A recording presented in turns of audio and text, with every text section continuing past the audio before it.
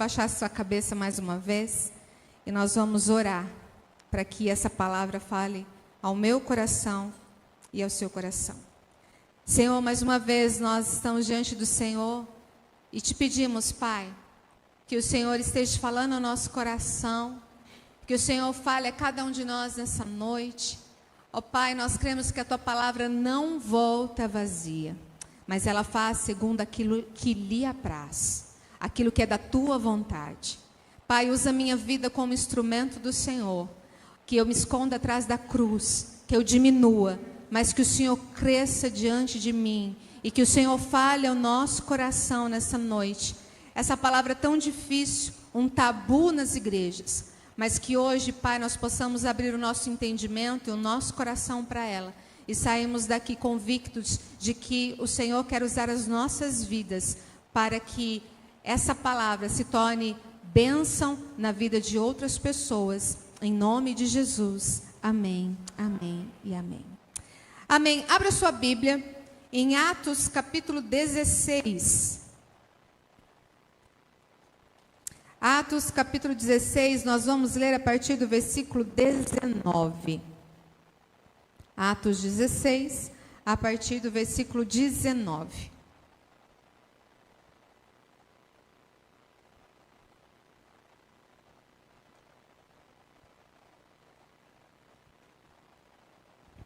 Enquanto vocês acham, eu queria agradecer mais uma vez o carinho de vocês, né, na semana passada.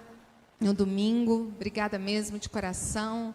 Obrigada, Lucas, meu amor, que me surpreendeu, me pegou de surpresa, né? Ontem eu já estava com um dos presentes que eu ganhei da igreja, que era o sapato, estava ontem. Hoje eu estou com os adereços, né? Ganhou, tem que usar, né? Então, estou usando, obrigada. E ontem a gente foi para Santa Albertina, estou no culto normal, acabou o culto, a Neuza vem com outra surpresa. Aqui nós também vai fazer festa.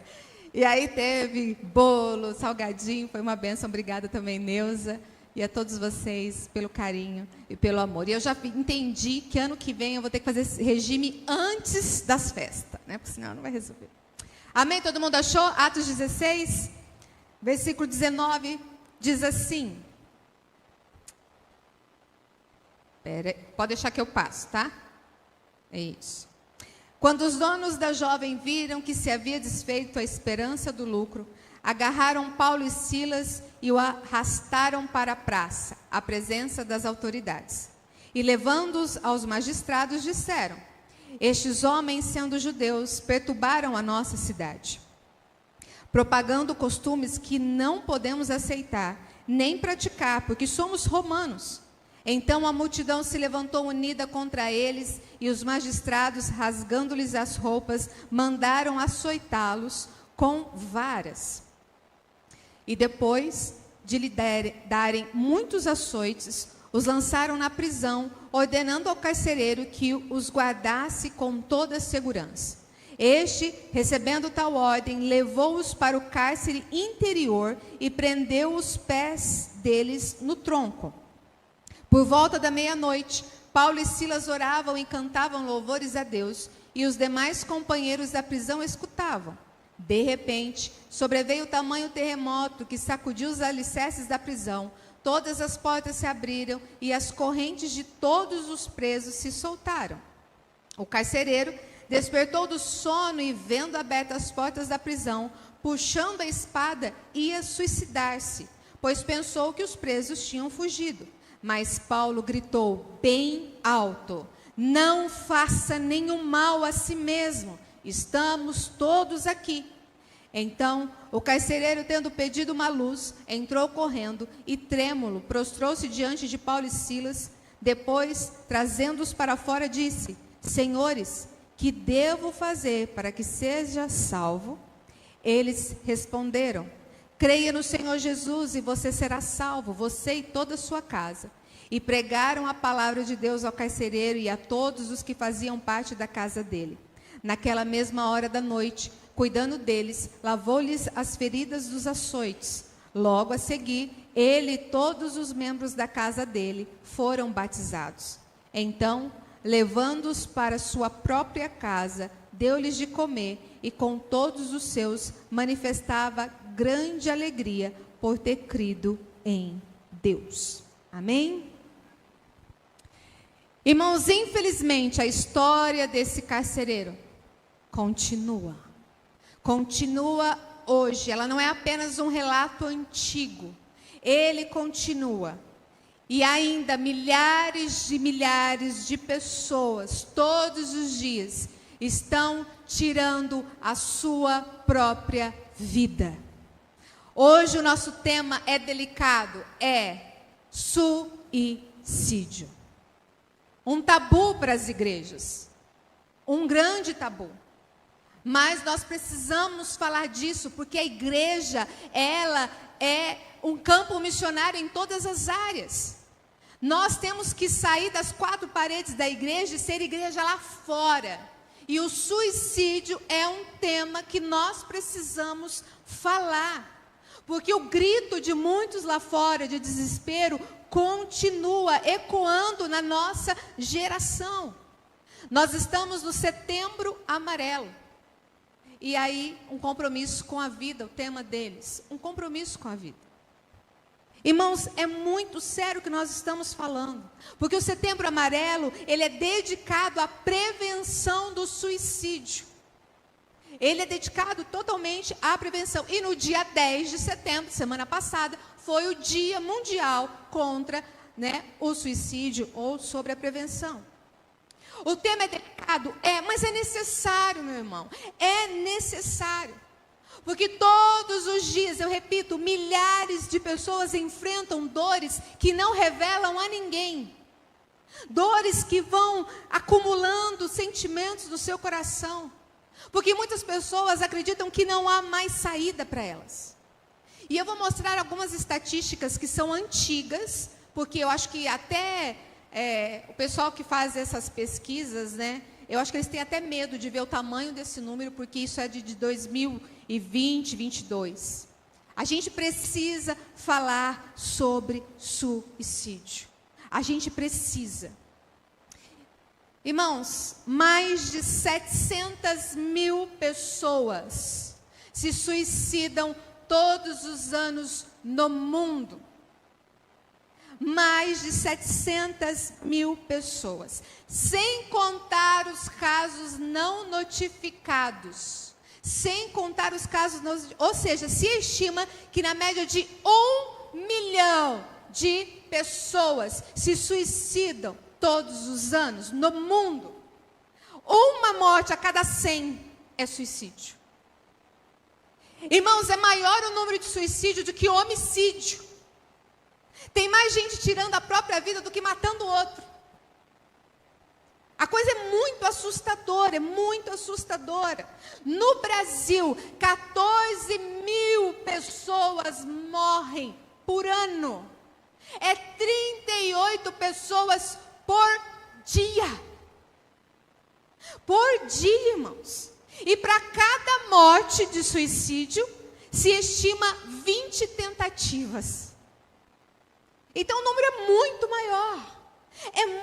maior. E o Ministério da Saúde fez uma pesquisa. O suicídio é a quarta maior causa de morte entre as pessoas de 15 e 29 anos. Os adolescentes e jovens estão se matando. E a morte de suicídio nessa idade só fica atrás do acidente de trânsito, meu irmão. E a segunda maior causa de morte no mundo na mesma faixa etária. Segunda maior causa de morte. Irmão, se isso é mais frequente em mulheres, tá? As mulheres é bem maior, é 60/40 a proporção de suicídio. Irmãos, a gente precisa, como igreja, estar alerta a isso.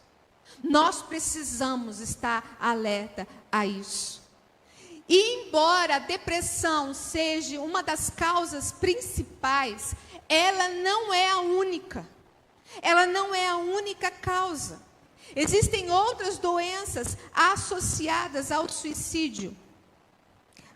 Alcoolismo e droga, esquizofrenia, trauma medular, problemas renais, doenças hepáticas, entre outras. Essas são as principais. Irmãos, Depressão. A gente tem que tirar alguns tabus também sobre a depressão. Outra coisa, o que leva alguém ao suicídio? A depressão profunda, as doenças emocionais, culpa, remorso não tratado, problemas financeiros que parecem não ter solução, relacionamentos destruídos, solidão, perda de esperança no futuro. Assim como o carcereiro da história, eles acham que não tem mais saída. Muitas pessoas, irmãos, sofrem em silêncios, isolado, acreditando que a vida não tem mais valor, que chegou o fim. E as motivações para o suicídio pode incluir o desejo de desistir de um obstáculo. Ai, não, esse obstáculo eu não vou conseguir.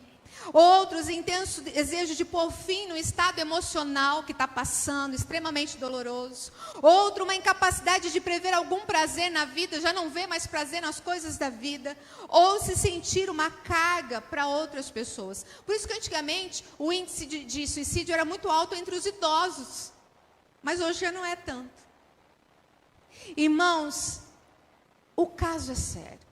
E eu tenho especialistas aqui que poderiam falar muito melhor do que eu, né? Doutora Vanessa, está aqui. É Vanessa, acertei, né? Não, ela olhou para mim. A Vanessa, o doutor, né? O Anderson, o Matheus, está fazendo psicologia, e outras pessoas. Mas eu queria levar esse para um outro lado. E eu quero fazer uma pergunta para vocês. É possível uma pessoa cheia do Espírito Santo ter depressão? Hein, irmão? Ainda bem que vocês estão com a mente aberta. Sim, é possível. Porque uma pessoa cheia do Espírito Santo tem miopia e precisa usar óculos, certo? Uma pessoa cheia do Espírito Santo tem problemas cardíacos, precisa usar o marca-passo, certo? Uma pessoa cheia do Espírito Santo também pode ter depressão, porque depressão é uma doença. Por que eu digo que é um tabu? Porque antigamente se achava que qualquer doença emocional, depressão, esquizofrenia, era possessão demoníaca. Lembram? Era assim que se tratava. Uma pessoa com depressão, não, você precisa orar, irmão, tá? Você está possuído. E isso foi muito difícil quebrar nas igrejas. E ainda existem igrejas assim. Graças a Deus nós temos essa mente aberta. Hoje a gente tem uma psicóloga que dá atendimento aqui, graciosamente para as pessoas. Porque nós precisamos entender, irmãos. Uma pessoa cheia do Espírito Santo pode sim ter depressão, porque é uma doença. E ela deve ser tratada. Tratada com medicamento, tratada com terapia e tratada com muita, muita fé. Ela precisa disso. Diante de toda essa introdução, baseado nesse texto que nós lemos, o que nós vamos ver hoje são dois lados. Nós vamos aprender que nós nunca estamos sozinhos. E outra coisa, a igreja é chamada para salvar vidas. Seja com presença ou seja com amor. Nós precisamos, é para isso que o Senhor nos chamou. E a primeira coisa que eu vejo nesse texto é que houve louvor em meio à dor. Paulo e Silas estavam presos, agora a gente não vai olhar para o carcereiro, vai olhar para o Paulo e Silas. Eles estavam presos injustamente, mas por quê? Porque primeiro eles iam para um lugar, Deus fala, não, vão para outro, né? Eles vão no caminho, Lídia está lá, lembra da história da Lídia? Ele prega para Lídia, Lídia, uma empresária, rica, se converte ao Senhor, ela e toda a sua casa é batizada.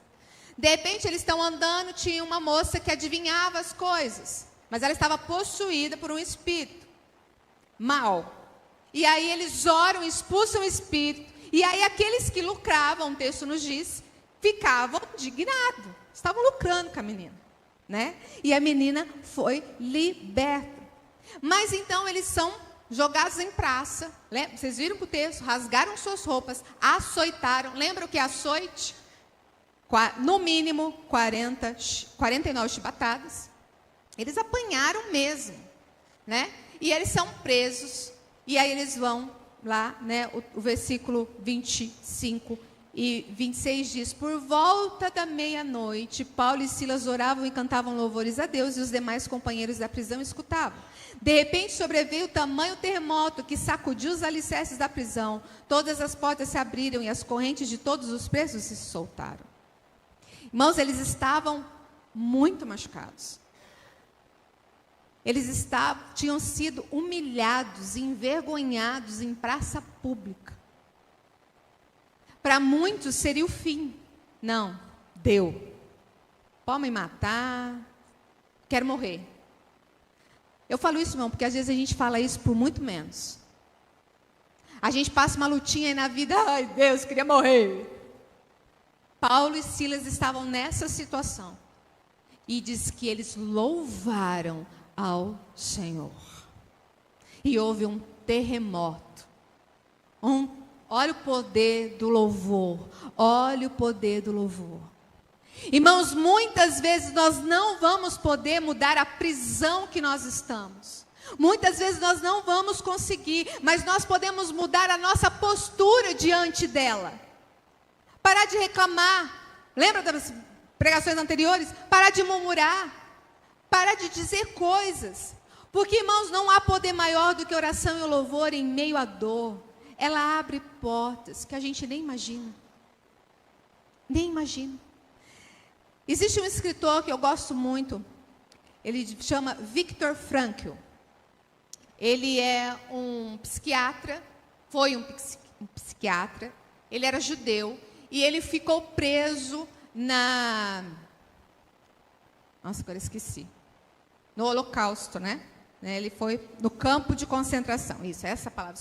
Campo de concentração. Ele foi preso. Ele ficou lá. Ele perdeu tudo, irmãos. Ele ficou pesando 25 quilos. E ele começou a analisar as pessoas naquele desespero. E ele criou uma área da terapia que chama logoterapia.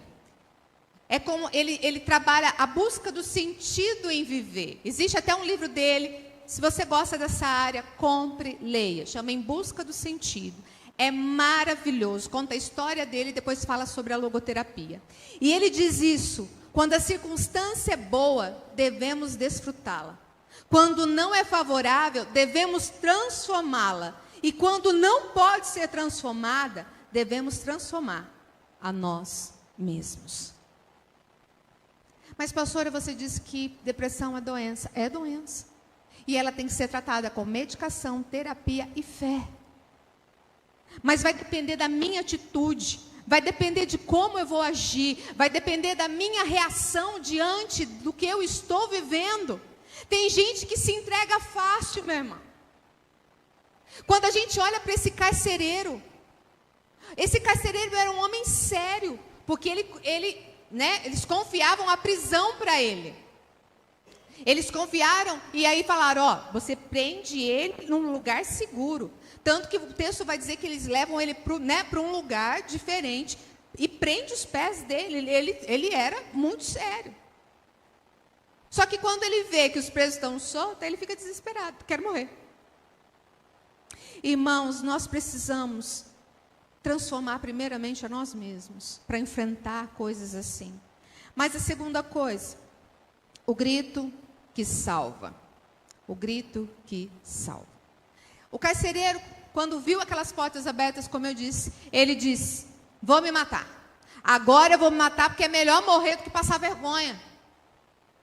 Ele não queria passar vergonha, sabe por quê? Porque o agente penitenciário naquela época, ele era o responsável pelos presos com a própria vida. Se os presos fugissem, ele tinha que pagar com a própria vida. Então era muito responsável. Talvez ele fosse um velho militar romano que não admitia passar por uma situação como essa. Sabe? Que não admitia, preferia cometer o suicídio do que passar a humilhação e ser morto diante de todos como alguém que tinha, não cumprido os seus deveres como um militar, como alguém ali que cuidava, carcereiro. E como a gente viu as estatísticas, tem gente que morre no Brasil e no mundo todo. E há muitas pessoas, irmãos, que não suportam certas situações. Situações às quais elas são expostas pela sociedade de alguma forma. O texto diz que que era muita humilhação para ele ser punido. Talvez alguém aqui hoje, ou alguém que você conheça, ache que é uma humilhação a falência de uma empresa. Alguém, a perca de um bom emprego. Outros, o rompimento de laços familiares, separações. Outras pessoas, perda da saúde. Não, eu não quero passar por isso. Eu prefiro morrer. Eu prefiro morrer. Tudo isso é muita humilhação para mim. Você já ouviu isso, irmão? Ah, não. O que eu fiz para merecer isso? Eu não mereço isso, eu merecia morrer. Quantas pessoas estão assim? Outras que passam por problemas emocionais, lutam até suas forças acabar. Já que para eles já não há mais sentido na vida, não tem mais sentido.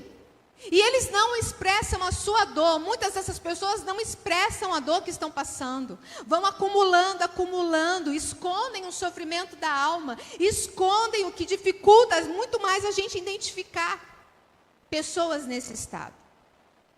Irmãos, enfim, um suicida expressa na morte o que não conseguiu expressar em vida.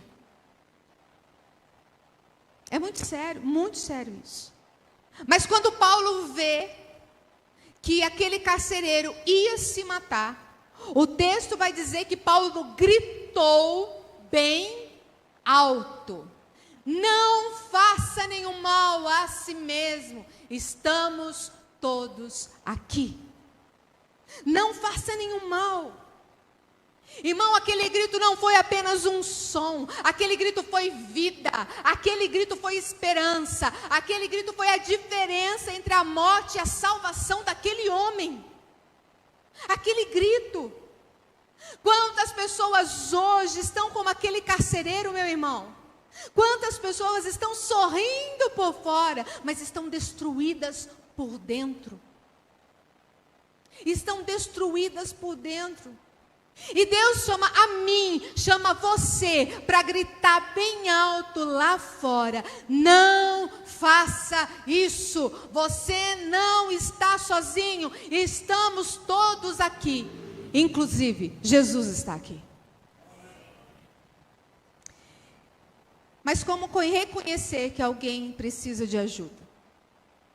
Existem muitos fatores, né, que uma pessoa, quando está nessa fase, é muito importante a gente entender.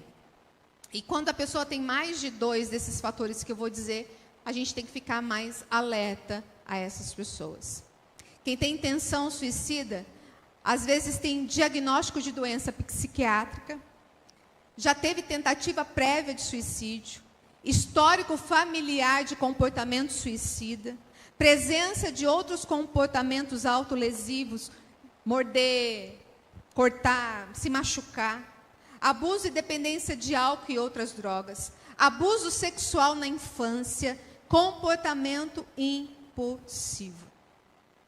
Então, se você conhece alguém que tenha mais de 2, fique esperto, já fique colinho aberto nessas pessoas.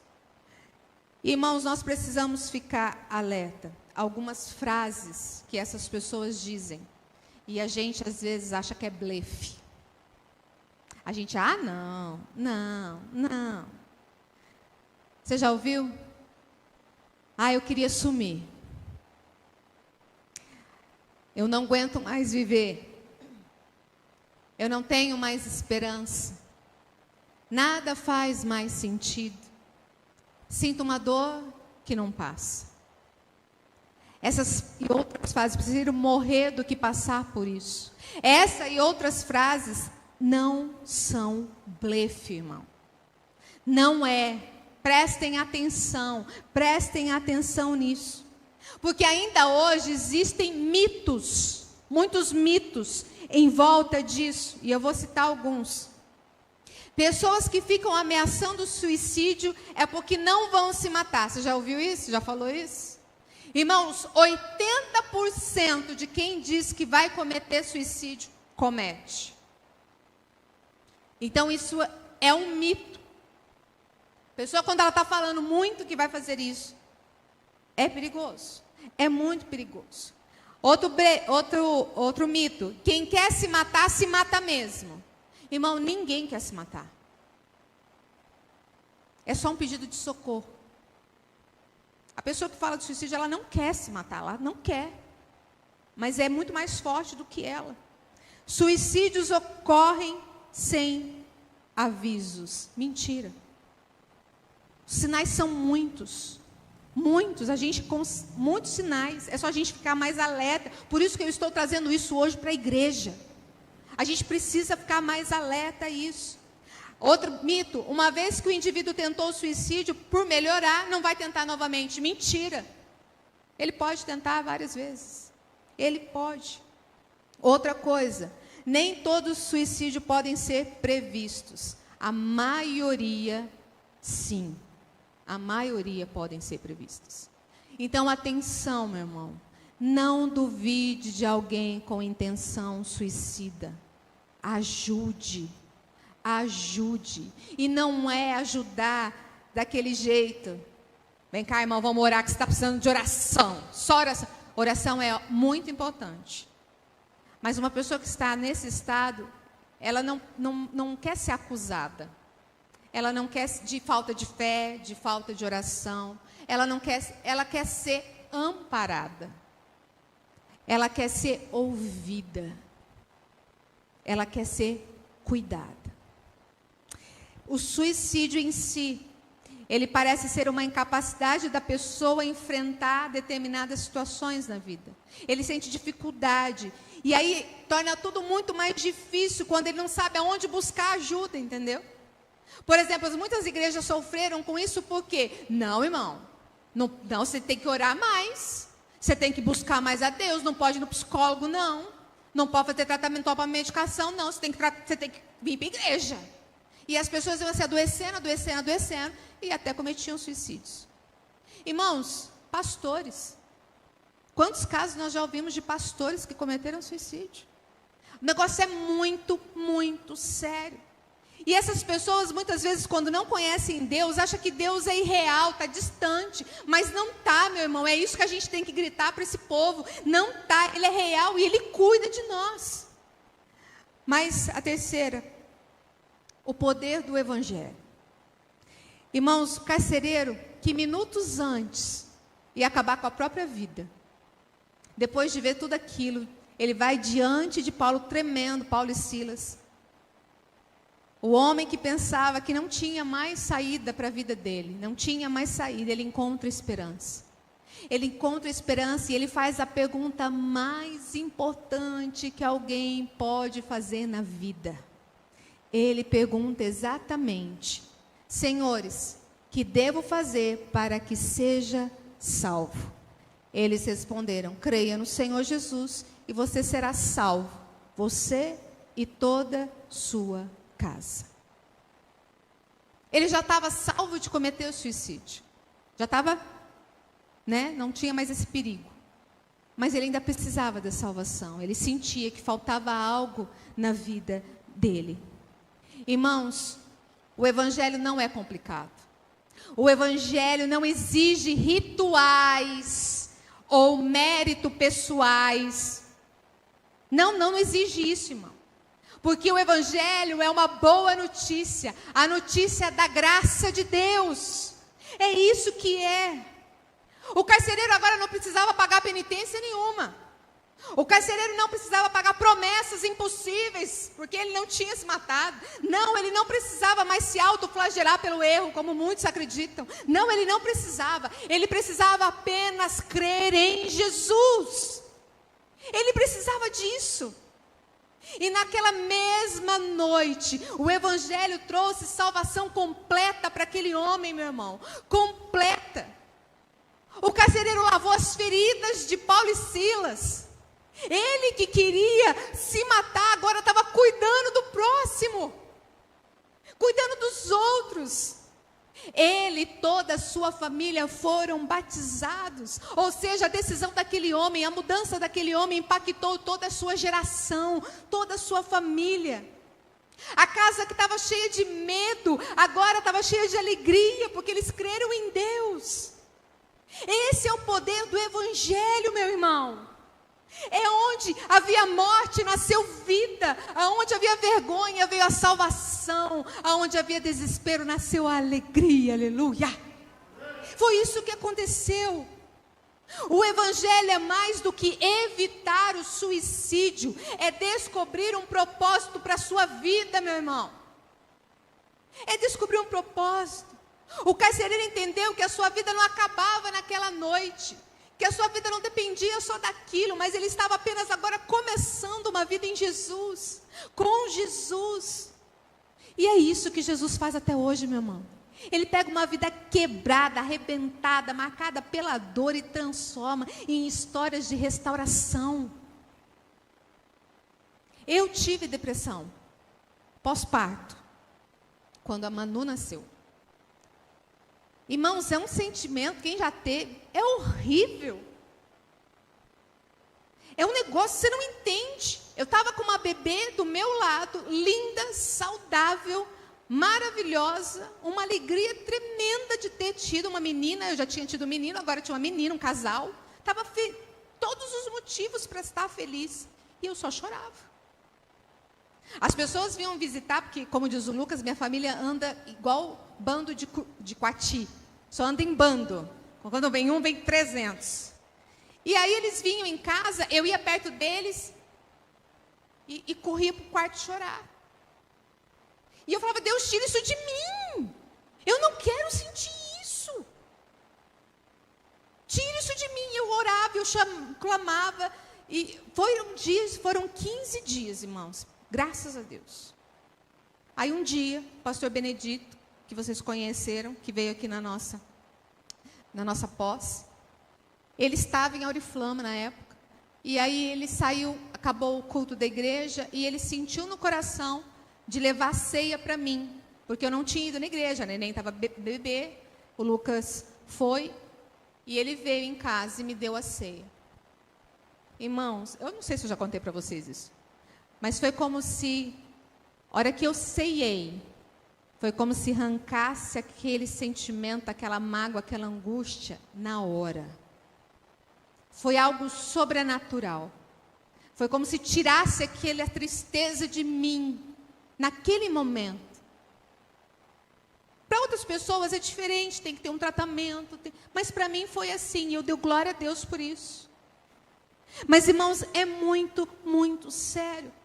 Porque às vezes Deus nos permite passar por momentos e experiências dolorosas nesse mundo, porque tem um propósito, meu irmão. E o propósito dele é para te dar vida em abundância, não é para tirar a sua vida. E essas experiências, elas são valiosas na nossa vida, assim como a dor é, meu irmão. Porque elas se tornarão um troféu de vitória um dia. Olha o que o Viktor Frankl diz também. Se há um sentido em tudo na vida, então deve haver um sentido no sofrimento. O sofrimento é uma parte indelével da vida, mesmo que o destino seja a morte. Sem sofrimento e morte, a vida humana não pode ser completa. Há um objetivo em tudo, há um sentido para tudo, irmão, até na dor. Porque há um propósito em todas as coisas debaixo do céu. Há um tempo para todas as coisas debaixo do céu. Irmãos, o Evangelho não é apenas tirar alguém da morte. Não, o Evangelho é da razão de viver, razão de se viver. E assim como carcereiros, muitos hoje precisam ouvir: creia no Senhor Jesus e será salvo tu e a tua casa. Muitos estão precisando. E por causa do tempo eu vou passar rapidinho nisso. Mas também há suicídios na Bíblia. Pastora, tem suicídio na Bíblia? Tem. Há muitos suicídios. E há aqueles que tentaram ou pediram a morte para Deus. Mas esses se suicidaram. Abimeleque era filho de Gideão, era um rei muito perverso. Eu vou resumir a história, não vai dar tempo. Ele era muito perverso, muito cruel, tanto que quando ele entrou no reinado, ele mata todos os seus irmãos. E aí um sobrevive. E ele mata, ele faz de tudo para matar. E ele tentou tomar uma cidade chamada Tebes, e ali naquela coisa, ele foi atingido com uma pedra na cabeça, por uma mulher. E aí, para que ele não morra, porque ele viu que era mortal, que ele ia morrer com aquela pedrada, ele pede para o seu escudeiro, né, o moço que trabalhava ali com ele, que estava junto com ele, para matar ele, porque ele preferia se suicidar do que ser morto por uma mulher. O negócio lá naquela época, lembra, né? Mulher era muito discriminada. Então era por questão de honra, né? Por questão de nome. E nem de Deus esse homem de fato era, ele nem acreditava em Deus, ele era muito perverso. Saul e o seu escudeiro. Saul, ele morreu em combate após ter sido ferido pelos inimigos filisteus, e ele se suicidou. Quando ele é capturado, ele fala: eu não quero ser morto pelos filisteus, eu prefiro que você me mate. Então ele fala para o escudeiro: me mata. E o escudeiro mata ele e depois se mata. Né? Os dois se... Não, minto. O escudeiro não quis matar ele. O escudeiro fala: não, meu senhor, eu não vou te matar. E ele pega e se mata. Ele mesmo se mata. E aí depois o escudeiro, quando viu que ele estava morto, ele também se mata. Então os dois se mataram. Tá? E ele então não... Era também questão de honra. Né? Questão daquela época. Sansão, você conhece a história? Sansão, em desespero, ele derruba, né, os pilares do templo onde eles estavam lá, e aí ele, então, empurra, tinha um nome aqui, ele empurra esses pilares, essas torres que eram gigantescas, ele ora a Deus, pede força mais uma vez para Deus, e ele derruba e cai tudo em cima dos filisteus, e inclusive sobre ele. Foi um ato de vingança dele, de desespero dele, né? Mas se ele não tivesse sido desobediente, ele não teria passado pelo que passou. O outro, Aitofel. Aitofel é um personagem bíblico que não é muito conhecido, mas ele foi um dos homens mais inteligentes que já existiu. E isso a Bíblia nos diz, se depois você quiser conferir, é 2 Samuel 17, 23. E aí Aitofel se mata por quê? Simplesmente porque tanto Absalão como Davi não seguiu os conselhos dele. E aí ele achou que ele foi rejeitado e vai lá e se mata. Também é por causa do nome. Outro, Zinri. Zinri, ele não demorou muitos dias no reinado, ele assumiu o reinado, só que ele não contava com o apoio do povo, do governo, e aí o povo vai contra ele, e aí tentaram matar ele, e aí quando eles vieram para matar Zinri, ele prefere morrer, ele vai para o palácio e põe fogo no palácio com ele dentro. Então ele se suicida, e o mais famoso e conhecido, Judas Iscariotes. Judas, tomado pela culpa, pelo não remorso, porque ele não se arrependeu, pelo remorso, ele se mata também depois que viu Jesus, de fato, indo para a cruz e morrendo.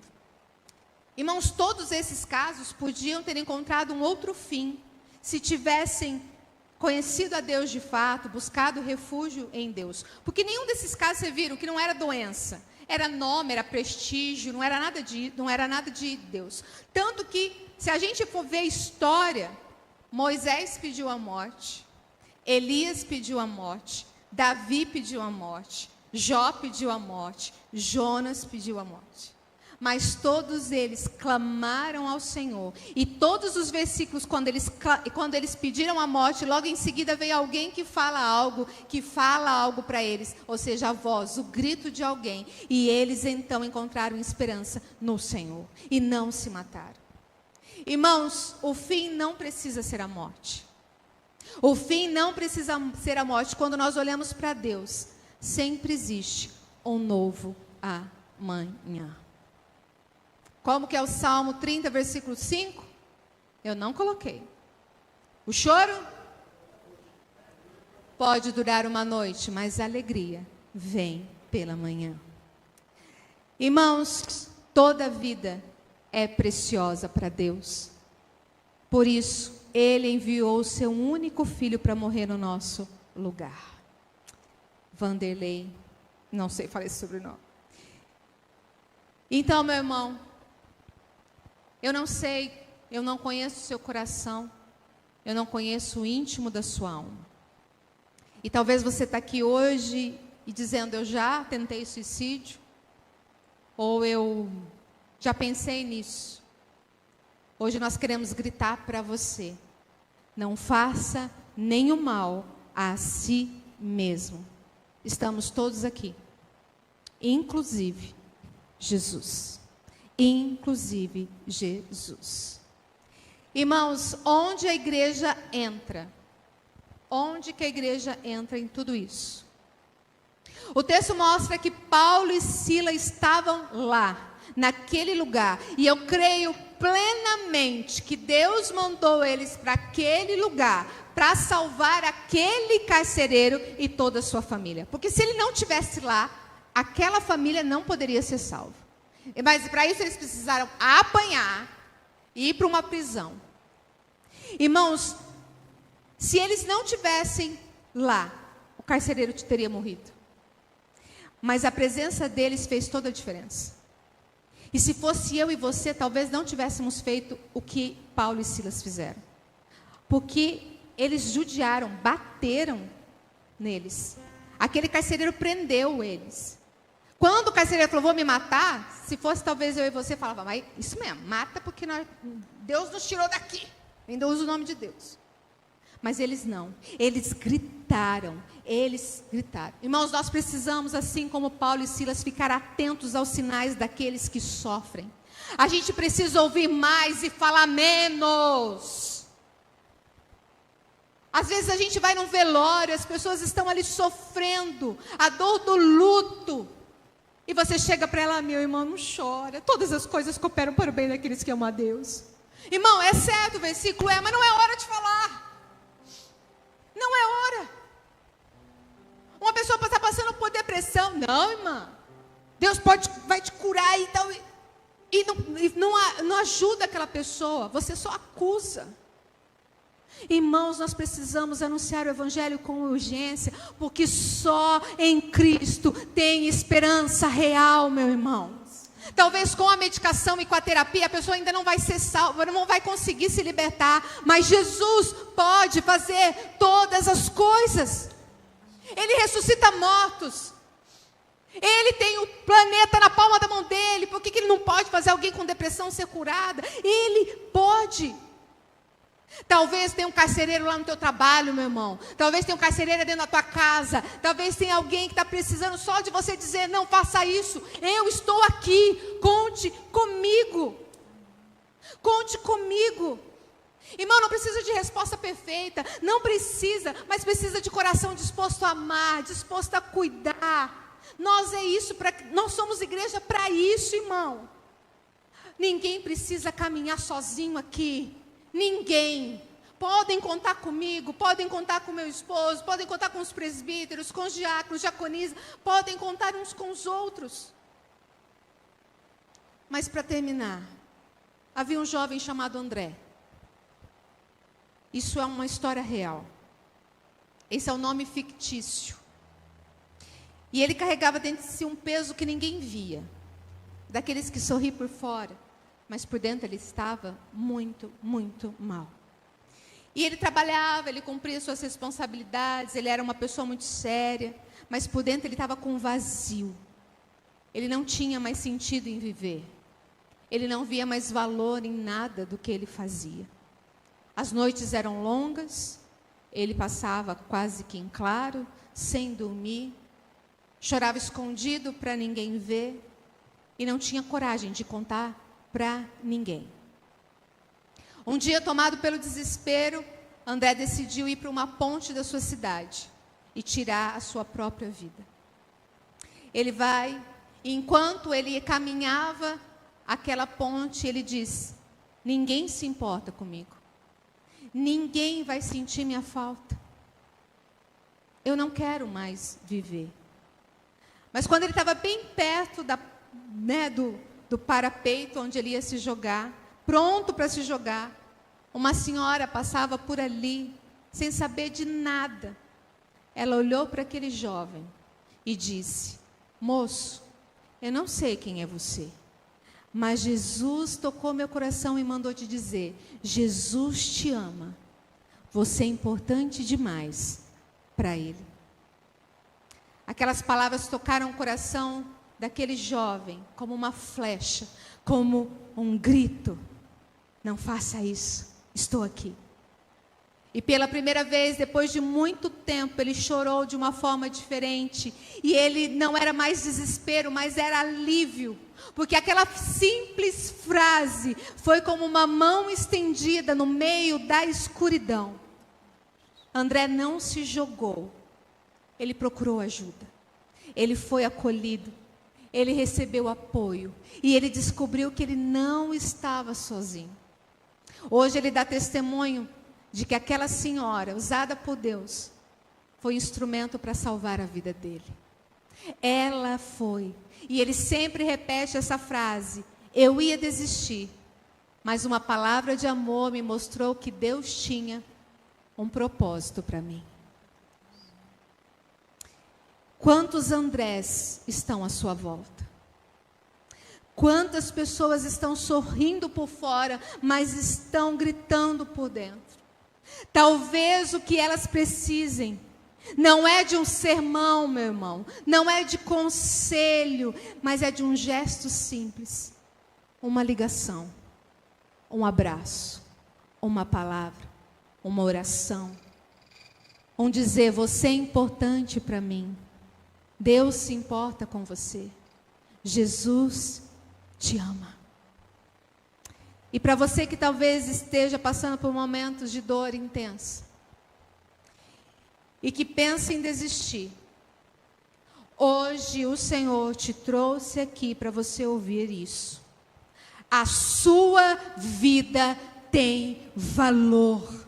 Você não está sozinho. Você não está sozinha. Há esperança para a sua vida. Há saída. E a saída é Jesus Cristo. Porque Ele é vida. E Ele pode restaurar tudo que está quebrado na sua vida. Amém? Se coloque de pé, meu irmão. Nós vamos cantar uma canção muito antiga. Mas eu queria que você cantasse essa canção para alguém. Escolhe alguém e cante para essa pessoa. Mas cante com todo o seu coração. Eu estou falando sério. Quem estiver sozinho aí, junta com alguém para cantar para essa pessoa.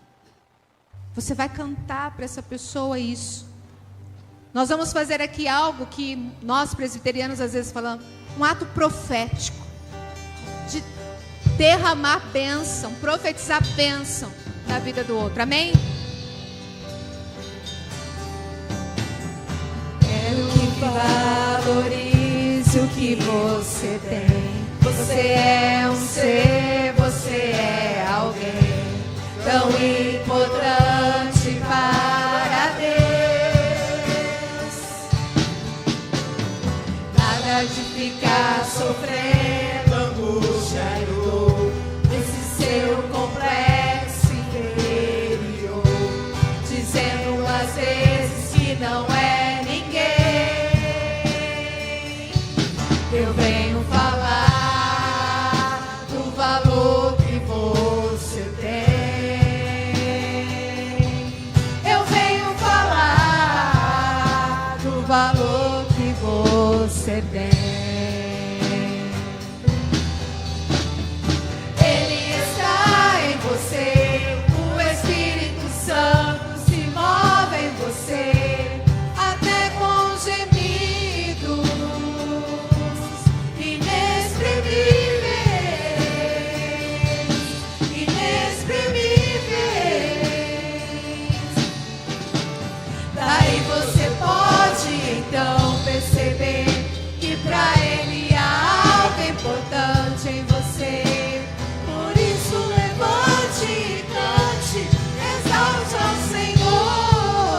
Profetize isso.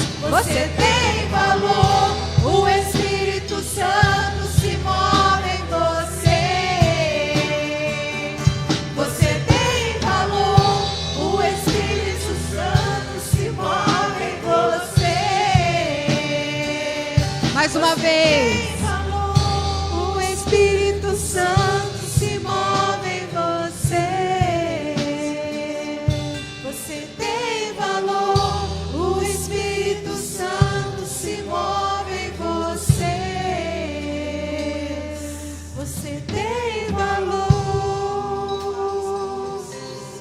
Sim, Deus, nós te louvamos, Pai. Nós te adoramos porque Tu és maravilhoso, Senhor. Nós cremos que o Senhor é vida, o Senhor é cura, o Senhor é restauração. E o Senhor é aquele que cura por completo corpo, alma e espírito. Deus, assim como o Senhor cura uma enfermidade física, o Senhor também cura as emocionais. E é por isso que nessa noite, Pai, nós diante de Ti pedimos, cura cada coração aqui nessa noite. Aquele coração que está triste, aquele coração que perdeu o sentido de viver, aquele, Senhor Jesus, que não vê mais beleza na vida. Ô Senhor, cura, restaura, coloque os hormônios no lugar, coloque, Senhor, tudo no lugar que precisa ser feito, Pai. Ó Deus, derrama do Teu amor, da Tua paz que excede entendimento sobre o coração dessas pessoas, Senhor. E que eles reconheçam que só há vida no Senhor. Deus, e abençoa nós, cada um de nós como igreja. Que nós possamos ser esse abraço, que nós possamos ser essa voz que grita: não faça isso consigo mesmo. Nós estamos aqui, inclusive Jesus. Ajuda-nos, Senhor, a ser a voz que grita lá fora. Pai, ajuda as famílias que já perderam pessoas por causa do suicídio. Ó Deus, conforte os corações, ajude essas pessoas. Ajude, Senhor, as pessoas que estão aqui, que tem pessoas na família com problemas psicológicos. Que o Senhor nos ajude, Senhor, a sermos instrumento e bênção na vida deles, Pai. Nos ajude a não cobrar, a não criticar, mas a sermos um coração e um abraço que acolhe, Pai. Deus, aqueles que estão entre nós, talvez pessoas idosas que dizem: ah, para mim já deu, já vivi tudo o que tinha que viver, podia morrer. Oh Senhor, tira esse sentimento, porque se eles estão aqui é porque o Senhor ainda tem um propósito, o Senhor ainda tem algo para a vida deles. Toca o coração dos adolescentes, dos jovens que estão aqui, que eles entendam que não há nada que vá preencher o vazio do coração deles, a não ser o Senhor, a não ser somente o Senhor. Nos ajude, Pai, nos ajude a sermos de fato uma igreja missionária aqui em Jales, em todos os lugares que o Senhor nos enviar, como um grito que proclama o Teu nome e que pode salvar vidas. Em nome de Jesus, amém e amém.